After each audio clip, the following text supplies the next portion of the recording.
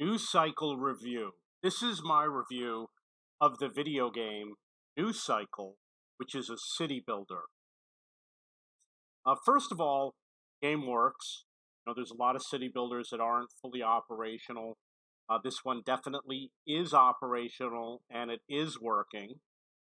It has a lot of features that you would expect in a well-developed game. For example, it has a research tree, a technology tree. It has people that carry objects around. The graphics are nice. It has weather effects. It has resources, and you have to place a building within range of the resource, build roads, etc. You can collect food and produce it into other food. So you have the houses, you have resources, you have production, utilities, and then you have an other category. The map is not that big. This is basically, as far as I scrolled, we're already at the edge of the map. So it doesn't have maybe it does have bigger maps, but I don't want to go into the game settings until after this game is over to find out. But the tutorial map is actually quite small. The game moves around very quickly. I don't like the fact it doesn't do a complete turn, but everything moves really well. I can zoom in easily and zoom out, even though I've got a laptop.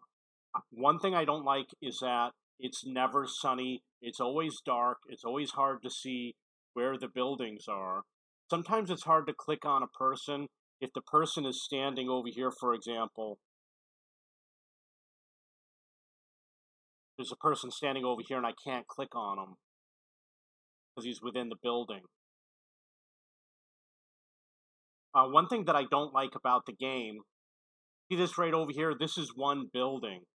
It has a windmill, which I presume is for making grain. It's got some sort of a building with a chimney, got some storage buildings. I prefer games where everything is separate. I don't want the game to decide that it needs a storage building. I want to be able to place my own storage building alongside it. And the same is true with this building. This looks like a lumberjack. Or not a lumberjack, but this looks like sawmill.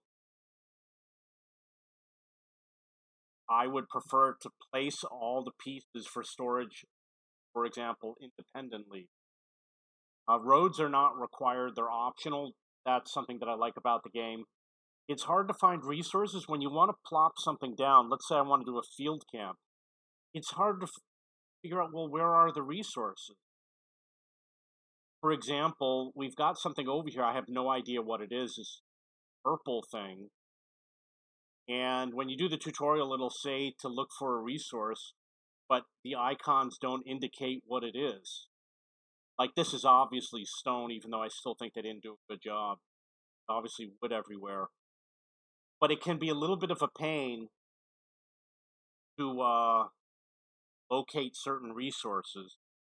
I will use a better example. This is the gatherer's camp, and you can see over here there's obviously something purple in the middle of the screen and something orange. What is that? I have no idea what it is. And there's something over here, but I don't know what it is. I know that it's not something that can be gathered, but as you can see, there's something over here. So I ended up building a bunch of buildings that were unable to do anything because look at that. Okay, so there's something over here. So I can build like fish. So it's a little bit of a pain, and you have to manually assign the workers. They don't get automatically assigned. The game is well thought out. Everything is laid out well. You should be able to scale the menu from the settings. There should be an option somewhere. UI scale.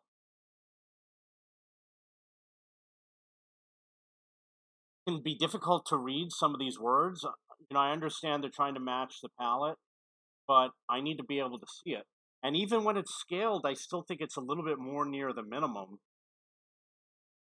It has weather, and one of the cool things is that some of the food does not grow year round, and it will tell you that something is not producing because Odyssey.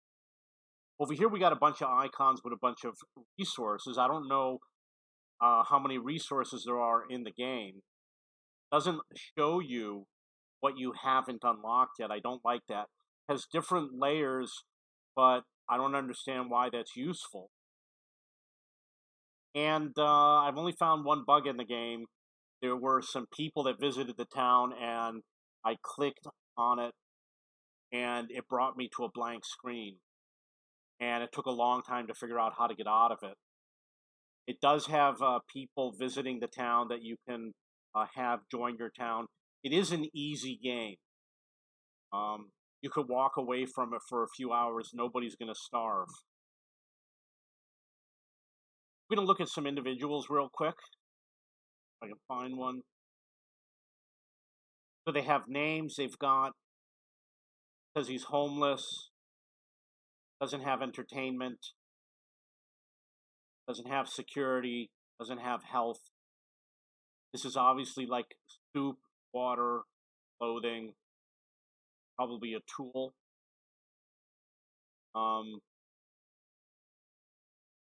They got it. This is okay, but I think they can do a better job.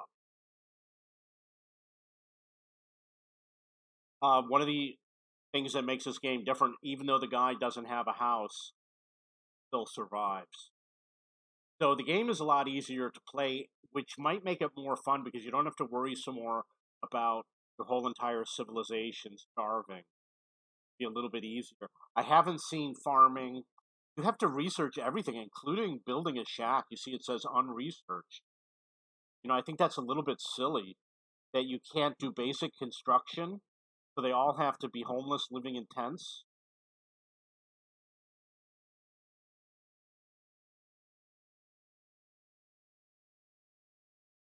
And I can't start research. What a surprise. So I don't know what's up with that. The way research is done is you have people and they have a certain amount of knowledge that they earn per day. Do I like the game? Yes. I haven't put a lot of buildings down, and that is because this is the tutorial mode, and it hasn't unlocked any more buildings, and the tutorial is over. Maybe I'll try some of the other modes. So I like the game. Is it worth $50? I don't think so. $30 game. I think I would pay $30 for this game. It's similar to Banished and all the other medieval city builders, kingdoms and castles. I like Banished because it has the big maps. It's more challenging. I like Kingdoms and Castles. It's a fun game. They actively develop it. I haven't played a lot of the other the new city builders, but this game I would say is one of the better ones. And definitely read the reviews before you decide to make a purchase. If you don't have Banished, I would definitely advise you to go with Banished first. And Kingdoms and Castles, you should strongly consider that one. As compared to some of the other games, I don't remember the name of them, like Frostpunk is one of them. There's a game that I like a little bit better. Austriv is another. This one, like I said, it's functional. Some of the other games are not that functional. I like the game. If you have any questions or comments, please post below.